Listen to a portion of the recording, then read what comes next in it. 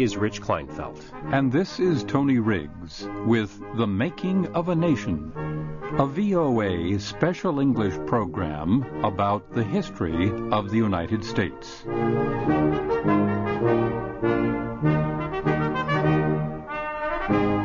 Today, we tell about the presidential election of 1980.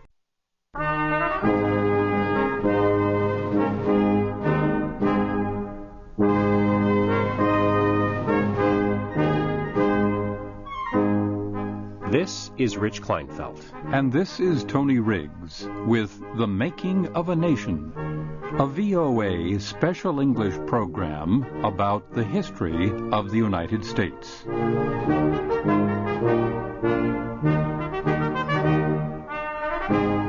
Today, we tell about the presidential election of 1988. America's 40th president, Ronald Reagan, was one of the most popular. During his 8 years in office, many Americans did well financially. Many felt more secure about the future of the nation and the world. The threat of nuclear war did not seem so strong or frightening. American law does not permit presidents to serve more than 2 terms. So, in 1988, the country prepared to elect a new one. There were 3 main candidates for the Republican Party nomination. They were George Bush, Robert Dole, and Pat Robertson. Bush had just served 8 years as vice president. Dole was the top Republican in the Senate. Robertson's choice for vice president, Senator Dan Quayle of Indiana. 8 candidates competed for the Democratic Party's nomination. One was Michael Dukakis. He was governor of Massachusetts. Another was Jesse Jackson. He was a Protestant clergyman and a long-time human rights activist. He had competed for the nomination 4 years earlier. In 1988, Jesse Jackson received about 25% of the votes in local primary elections, but he did not win his party's nomination. Delegates at the convention chose Governor Dukakis instead. For vice president, they chose Senator Lloyd Bentsen of Texas.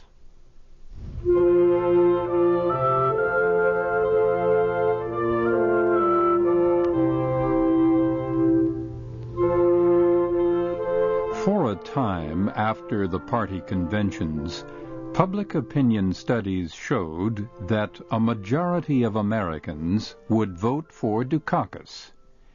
Then, however, Dukakis began to lose popularity. Political observers said he campaigned too long in his home area before starting his national campaign. Dukakis also suffered from criticism from George Bush. Bush attacked his record as governor. He said Dukakis had not been severe enough with criminals. He said Dukakis would weaken America's military power.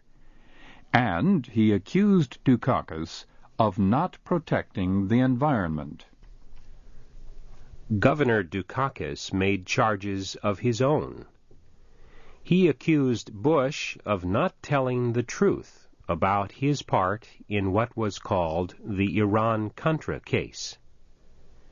He said Bush knew that the government had sold weapons to Iran in exchange for Iran's support in winning the release of American hostages in Lebanon.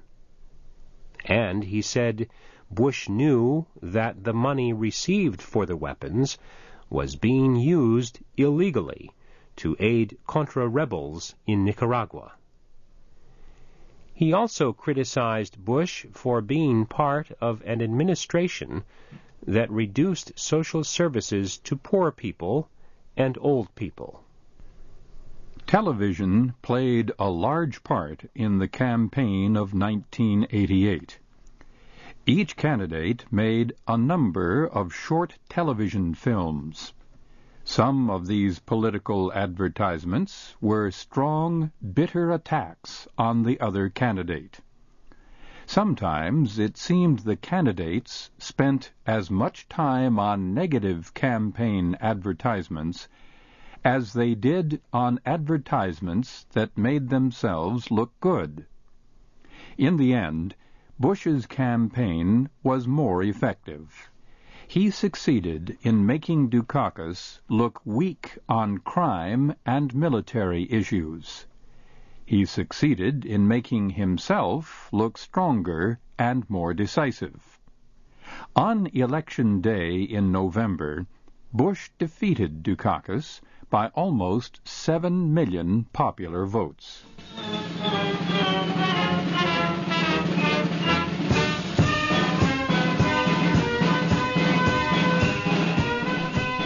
George Bush was sworn in on January 20th, 1989. In his inaugural speech, he said, "No president, no government can teach us to remember what is best in what we are. But if the man you have chosen to lead this government can help make a difference, if he can celebrate the quieter, deeper successes that are made not of gold and silk, but of better hearts and finer souls, if he can do these things, then he must. We as a people have such a purpose today. It is to make kinder the face of the nation and gentler the face of the world. My friends, we have work to do." George Bush had led a life that prepared him for public service and leadership. His father had served as a United States Senator. When America entered World War II, George decided to join the Navy. He became a pilot of bomber planes. He was just 18 years old, at that time the youngest pilot the Navy ever had. He fought against the Japanese in the Pacific Battle area. He completed many dangerous bombing raids. He was shot down once and was rescued by an American submarine. George came home from the war as a hero. He became a university student and got married. He and his wife, Barbara, then moved to Texas, where he worked in the oil business. He ran for the United States Senate in 1964 and lost. 2 years later, he was elected to the House of Representatives. He ran for the Senate again in 1970 and lost again. But by that time, he had gained recognition. Over the next 8 years, he was appointed to a series of government positions. He was ambassador to the United Nations. He was chairman of the Republican National Committee. He was America's representative in China before the two countries had diplomatic relations. And he was head of the Central Intelligence Agency.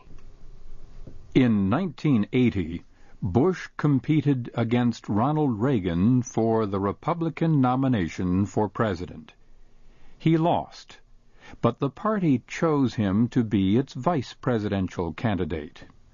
Bush gained more power in that position than many earlier vice presidents. After 2 terms, he felt ready to lead the nation.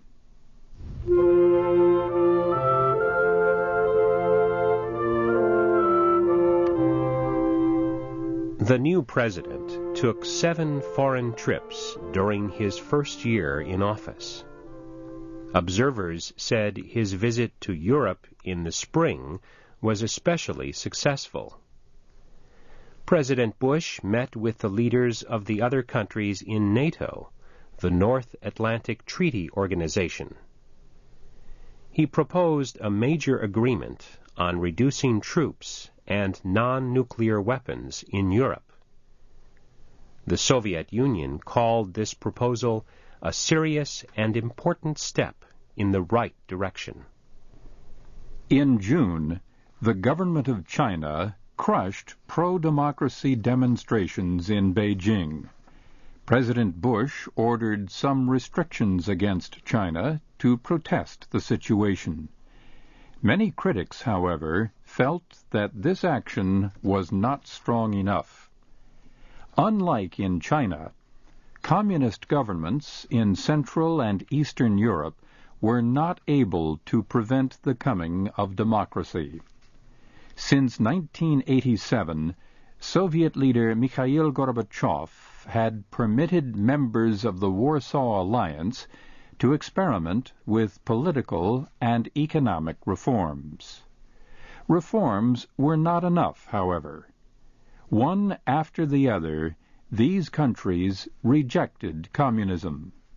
Communist governments were removed from office in Bulgaria, Czechoslovakia, Hungary, Poland, and Romania. In the middle of the summer, President Bush visited Hungary and Poland. Both nations were trying to reform their economies. Both were suffering from severe problems as they changed from a centrally controlled economy to an economy controlled by free market forces. President Bush promised America's advice and financial help. For almost 50 years, the United States had led the struggle against communism around the world. Now, many of its former enemies needed help. In the autumn of 1989, there was a dramatic expression of the changes taking place in the world. On November 9th, East Germany opened the wall that had divided it from the West since 1961. Within days, citizens and soldiers began tearing it down. The fall of the Berlin Wall ended almost 50 years of fear and tension between democratic nations and the Soviet Union. All over the world, people renewed their hopes and dreams of living in peace, and former enemies looked to the United States to lead the way.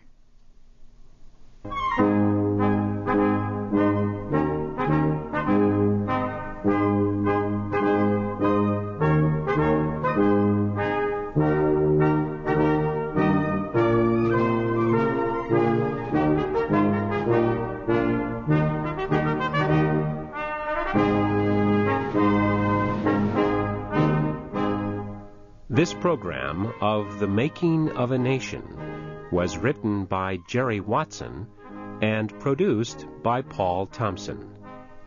This is Rich Kleinfeld. And this is Tony Riggs. Join us again next week for another VOA Special English program about the history of the United States.